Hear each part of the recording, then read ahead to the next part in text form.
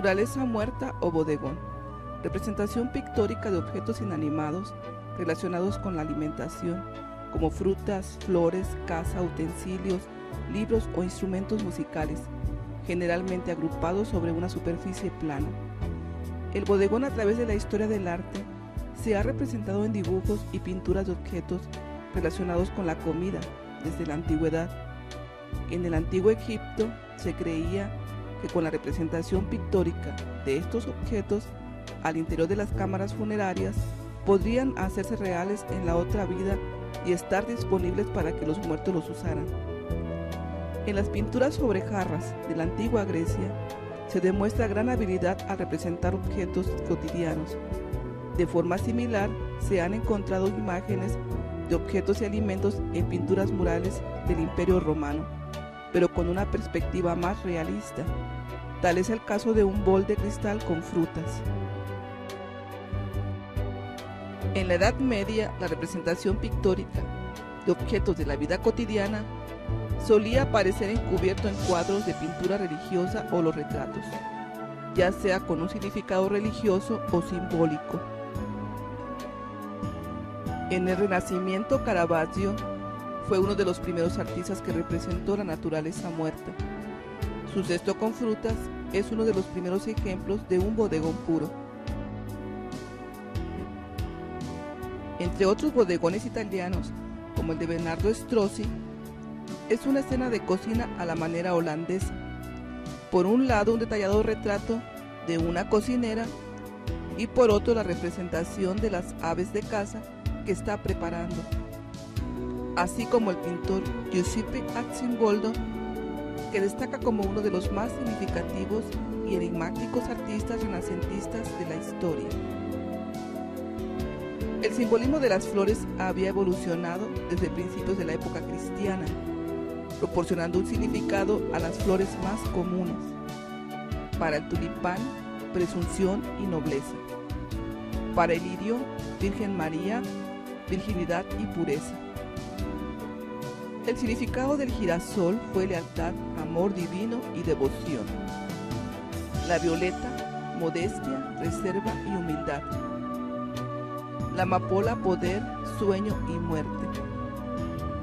En cuanto a los insectos, la mariposa representó la transformación y resurrección, mientras que la libélula simbolizó la fugacidad. El pintor barroco español Juan de Arellano realizó el bodegón con flores. Además, en el siglo XVI se desarrolló la pintura de vanidad o vanitas, en las que suntuosos arreglos de frutas y flores, libros, estatuillas, jarras, monedas, joyas, instrumentos musicales y científicos, insignias militares, cristal y plata fina, una vela consumiéndose, un reloj de arena, un cráneo, estaban acompañados por recuerdos simbólicos de la fugacidad de la vida. En el siglo XVIII, las connotaciones religiosas y alegóricas del bodegón se abandonaron y la aristocracia francesa contrató artistas para ejecutar pinturas de pródigos extravagantes bodegones que honraban sus mesas. El bodegón impresionista se centró en la experimentación en toques de pincel, valores tonales y aplicación del color, como el cuadro de los girasoles de Vincent van Gogh en el siglo XIX, que destacó por el uso de tonos amarillos.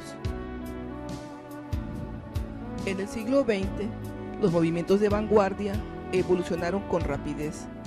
Henri Matisse simplificó la perspectiva e introdujo fondos multicolores. Otros exponentes del fauvismo, como Maurice de Vlaminck y André Derain, más tarde exploraron el color puro y la abstracción en sus bodegones. Paul Cézanne, al demostrar elementos de color, forma y línea, se encaminó directamente al desarrollo del bodegón cubista a principios del siglo XX. Entre 1910 y 1920, los artistas cubistas como Pablo Picasso, George Braque y Juan Gris pintaron muchas composiciones de bodegón, a menudo incluyendo instrumentos musicales, donde los objetos se superponen y entremezclan, manteniendo formas bidimensionales reconocibles, con logros casi opuestos al bodegón tradicional. Los futuristas y los surrealistas colocaron objetos de bodegón reconocibles en sus paisajes oníricos. Las pinturas de flores extremadamente de cerca de O'Keeffe revelan tanto la estructura física y el aspecto emocional de pétalos y hojas de una manera sin precedentes. En México, a partir de 1930, Frida Kahlo y otros artistas crearon su propia marca de surrealismo, representando comidas nativas y motivos culturales en sus bodegones.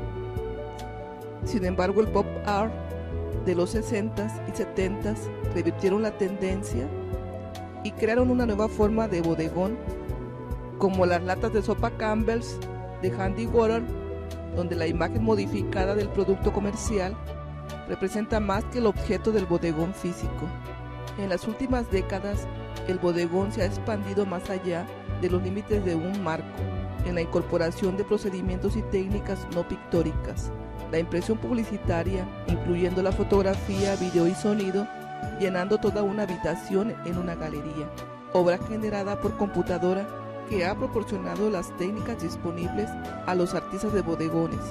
Con el uso de videocámaras, artistas del bodegón pueden incluso incorporar al espectador a su obra. Existen muchas maneras de realizar un dibujo y puede ser por medio de copias de otros dibujos, de un modelo natural, de una abstracción o a partir de una fotografía.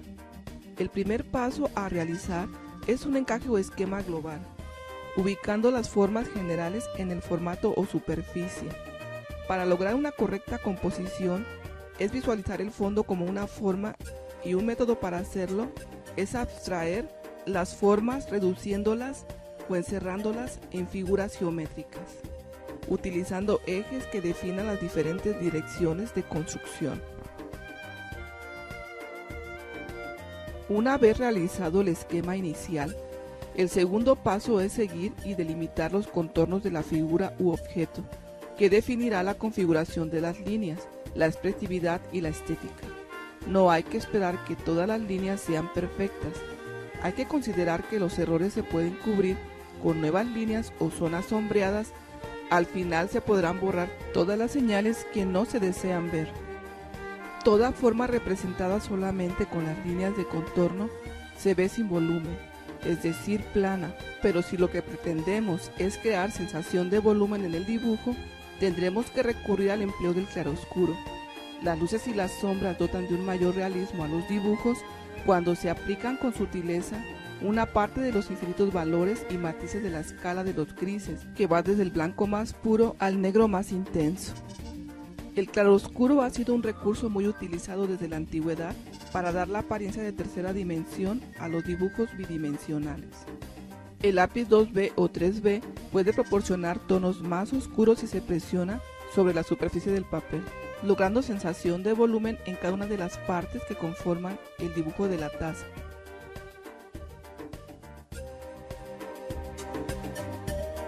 Los trazos de lápiz al aplicarlos al sombreado en el dibujo de la naranja deben seguir paulatinamente su forma esférica con trazos en formas curvas hasta cubrir la forma en su totalidad utilizando el tono gris medio.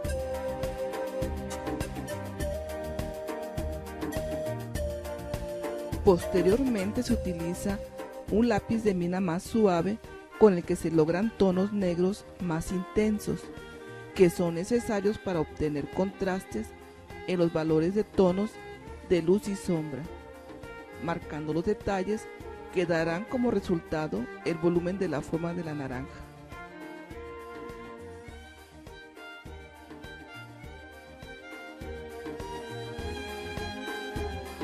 De igual manera se marca o se delimita la base de cada uno de los elementos de la composición del bodegón para separar la superficie donde están contenidos, logrando profundidad o dimensión de cada una de las formas, cubriendo también en un tono gris medio toda la superficie.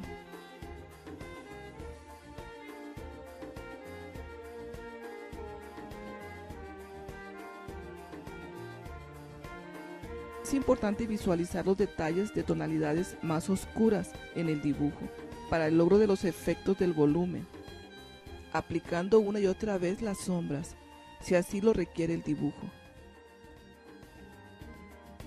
Dependiendo de la tonalidad de cada uno de los elementos que integran el bodegón, se debe utilizar el material.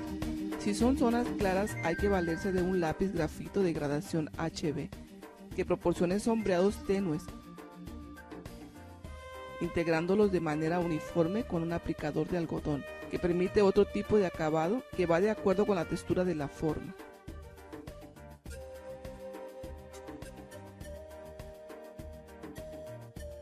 En la naranja que se encuentra atrás de la taza, se utiliza un lápiz con gradación 6B, aplicando los trazos en líneas rectas y curvas, sin soltar el lápiz durante el sombreado. No es necesario borrar las líneas del trazo cuando se realizó el boceto, ya que estas se perderán mediante la aplicación de las sombras oscuras, separando también los dos elementos dentro de la composición del bodegón en tonalidades casi igual, como es el caso del asa de la taza y la naranja.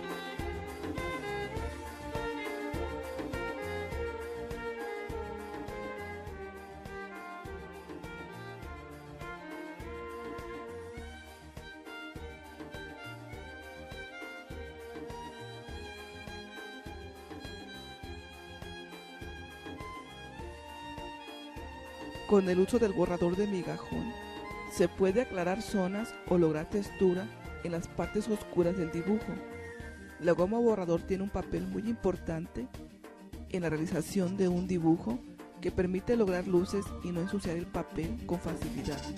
Este debe frotarse muy suave si se necesita difuminar un tono gris muy claro. Con un papel o servilleta de algodón se quitan los restos del borrador que se van acumulando al eliminar las señales de los trazos cuando se inició el dibujo.